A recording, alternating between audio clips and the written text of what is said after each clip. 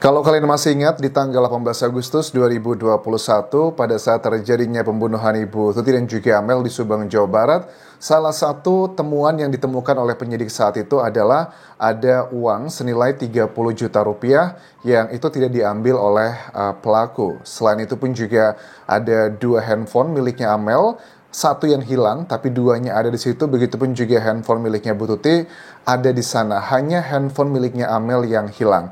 Tetapi hari ini ada keterangan terbaru dari Kombes Pol Surawan di Reskrimum Polda Jawa Barat yang mengatakan bahwa dalam rekonstruksi hari ini ada satu hal yang ditegaskan kembali oleh Danu. Danu mengatakan bahwa ini ada percekcokan awalnya di tanggal 17 Agustus 2021. Percekcokan ini adalah antara Bu Tuti dan juga Yosep. Dikatakan bahwa Yosep itu mau ambil uang di kamarnya Amel senilai paling tidak adalah 30 juta rupiah untuk barang buktinya sekarang. Tetapi dihalangi oleh Ibu Tuti. Dan disitulah awal terjadinya percekcokan. Kemudian lantas dugaanku sih, ini adalah berhubungan dengan peristiwa di mana ada temuan luka yang mirip sekali kayak ujung dari sebuah mungkin itu bisa meja ataupun juga kursi yang tumpul ya, ujung yang lancip seperti itu yang dihantamkan ke Ibu Tuti. Dugaannya itu adalah awal di mana terjadinya percekcokan. Lantas uang ini apakah uang Amel yang berasal dari yayasan atau bukan? Ya, kemungkinan besar dapat dipastikan adalah iya. Karena apa? Uang 30 juta rupiah ini kalau kita cross check di keterangan dulu, Yoris mengatakan bahwa uang ini adalah uang untuk bayar gaji para guru yang ada di yayasan tersebut. Lantas apakah ini menjadi alasan mungkin ya sama Bu Tuti? Kenapa kamu mau ambil uang 30 juta tersebut? Ini uang untuk gaji karyawan di yayasan, guru-guru. Dan itu juga kita kan sempat mendengar selentingan ya di tahun 2021 bahwa ada dugaan banyak dari guru yang akunya tuh belum digaji. Bukan cuma guru tapi juga stafnya. Apakah Yosep saat itu sudah begitu pusingnya karena selama ini tidak diberikan uang yang cukup seperti pendapatan Amel, Bu Tuti dan juga Yoris yang double digit, tapi Yosep sebagai pendiri yayasan tidak diberikan uang tersebut. Ini adalah yang disampaikan dari Direskrimum Polda Jawa Barat bahwa uang 30 juta tersebut dugaannya yang menjadi awal percekcokan dari Bu Tuti dan juga Pak Yosep. Lantas peranannya apa? Kalau dalam rekonstruksi hari ini untuk kelima tersangka. Untuk peranannya Mimin atau istri keduanya Yosep, peranannya berdasarkan keterangan Danu, dia adalah yang memandikan dan membersihkan Ibu Tuti dan juga Amel. Karena make sense, dikatakan bahwa Bu Mimin ini datangnya ke lokasi TKP itu sudah setelah selesai aksi pembunuhan tersebut. Sudah di atas, ya mungkin di atas jam 2 pagi, jam 1 pagi.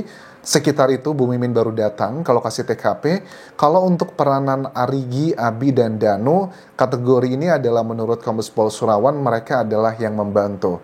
Yakin aja peranan mereka adalah membantu. Bagaimana dengan Amel? Bukankah Amel adalah korban yang kedua ya? Setelah dihabisi pertama adalah Ibu Tuti. Di sini dikatakan bahwa Amel itu awalnya tidur dan terbangun. Kemudian pada saat Amel terbangun, dia itu sudah dipegangi oleh ketiga tersangka. Yakni adalah ya Abi, Arigi, dan juga Danu. Dan disitulah berarti Yosep yang melakukan aksinya, menghabisi. Karena dikatakan dari Kombes Pol Surawan, peranan mereka adalah sebagai pembantu. Peran Mimin adalah sebagai memandikan. Terus yang menghabisi siapa? Ini adalah Yosep. Lantas mengenai alat yang dipakai. Selama ini kan kita di beberapa bulan terakhir kita dihebohkan dengan temuan di mana ternyata dalam prarekonstruksi yang lalu Danu mengatakan ada golok nih yang dipakai untuk menghabisi. Ternyata golok tersebut ya nggak tahu nih apakah disita sudah oleh penyidik Polda Jawa Barat karena ada salah satu oknum dari anggota perwira pada saat digeledah rumahnya juga ada golok. Apakah golok tersebut berhubungan dengan kasus ini atau tidak?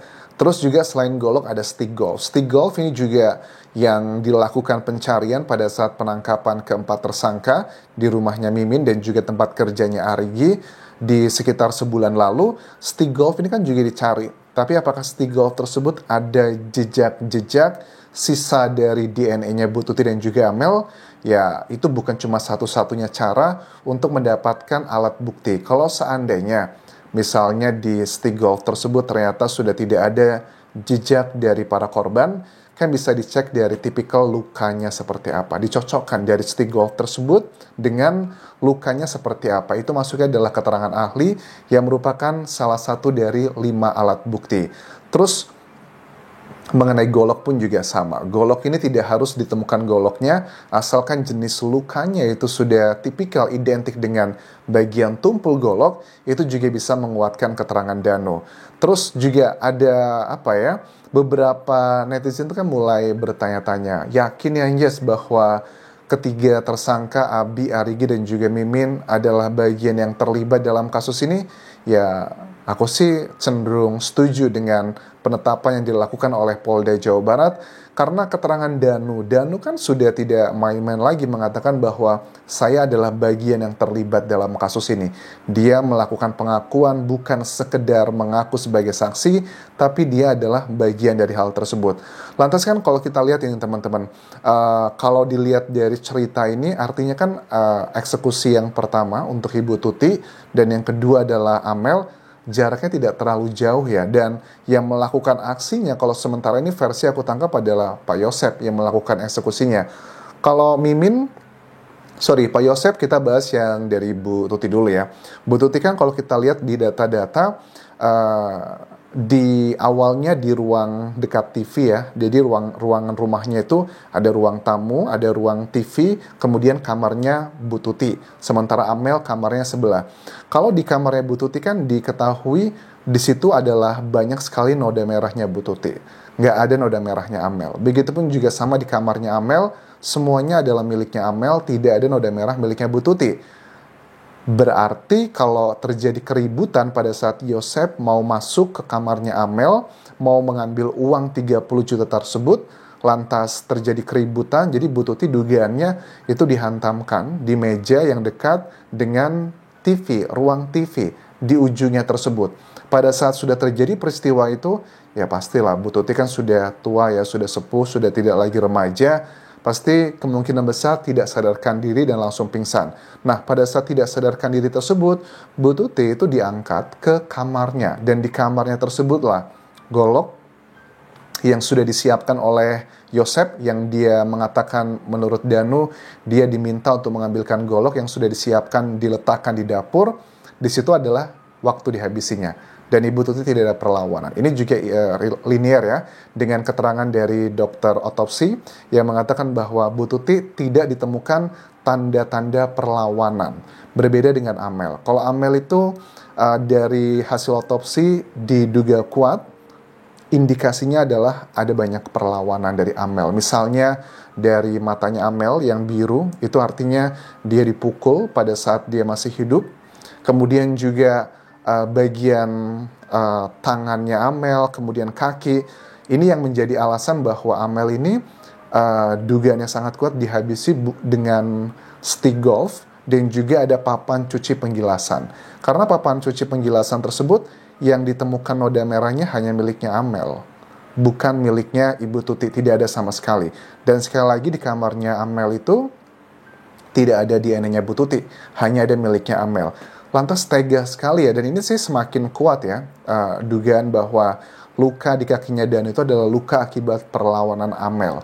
Karena kan Danu klaimnya dia luka di kaki tersebut karena dia sensitif, dia diminta membersihkan area kamar mandi di tanggal 19 Agustus, sehari setelah kejadian, kemudian dia katanya alergi, gatel, sering menggaruk-garuk. Dugaan sangat kuat itu adalah efek dari perlawanan Amel. Sayang sekali ya, aku lihat di sini bahwa tim otopsi, dokter otopsi pertama kayaknya nggak begitu teliti. Kalau seandainya dicek kukunya Amel, mungkin ada yang tertinggal DNA-nya Danu.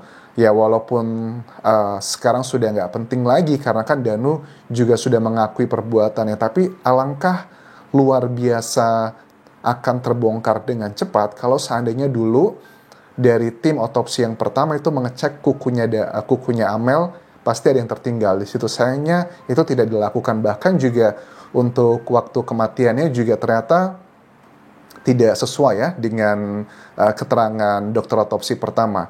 Dikatakan bahwa dokter otopsi pertama bilang jaraknya itu antara 4 sampai 5 jam. Wah, ini jauh banget. Terus juga dikatakan kematian pertama itu adalah jam setengah 12 malam di tanggal 17 Agustus. Itu banyak yang nggak masuk akal dan akan menyulitkan penyidik untuk menyilangkan dengan alat-alat bukti yang lainnya. Tapi untungnya ada otopsi kedua sih, walaupun ada beberapa hal yang agak sulit untuk disupport karena the nature of the otopsinya sudah lebih dari 30 hari kan ya. Tapi ada dua hal yang dilakukan oleh Dr. Hastri. Pertama adalah memperbaiki waktu kematian, artinya ada yang memang keliru di situ. Dan yang kedua adalah menambahkan beberapa hal. Sayang sekali untuk area vitalnya Amel sepertinya tidak dilakukan pengecekan teman-teman. Karena dugaan sangat kuat teman-teman bilang, apa jangan-jangan karena kan Amel cantik. Dia dipegangin sama 3 pemuda versi Danu. Ada Danu, Arigi, dan juga Abi. Apakah ada bagian-bagian juga yang kalian tahu lah ini arahnya kemana. Tapi dari cerita dan juga keterangan Danu ini dapat dipastikan bahwa yang melakukan eksekusinya adalah Yosep. Sebegitu teganya Yosep ya sama Amel ya. Padahal dia mengatakan, saya itu tidak pernah menyakiti Amel sedikit pun.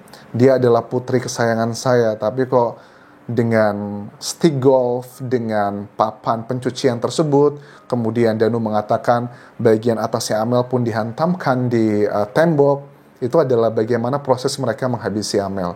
Kalau untuk Ibu Tuti, dari berbagai sumber yang sudah kita bahas selama ini, Ibu Tuti itu dihabisi dengan golok tersebut teman-teman. Pertama itu dihantamkan kayak di ujung meja. Kayak ujung meja gini loh. Ini kan ujung mejanya ada. Terus sama dengan golok tersebut. Ya, jadi luar biasa ya. Ternyata memang uang itu bisa merubah seseorang menjadi monster. Hati-hati. Walaupun mungkin dari sebagian orang-orang yang di Indonesia, mungkin yang orang-orang kaya, ya ampun uang cuma 30 juta aja kok sampai sebegitunya. Well, ini bukan tentang 30 juta, tapi tentang miliaran rupiah. Kenapa aku bilangnya miliaran? Karena Ibu Tuti dan Amel itu adalah bekerja di yayasan yang mereka miliki. Per tahun itu kalau aku hitung-hitung, yayasan ini bisa mendapatkan penghasilan itu minimal 1 miliar lah dengan bantuan operasional sekolah dan juga dana-dana lainnya. Jadi yang mereka rebutkan ini bukan uang tentang 10 atau ratusan juta, tapi adalah miliaran, dan itu kan tiap tahun uangnya akan didapatkan. Aku rasa itu yang bisa aku update teman-teman. Terima kasih sudah menonton. Sampai ketemu lagi di video berikutnya. Bye.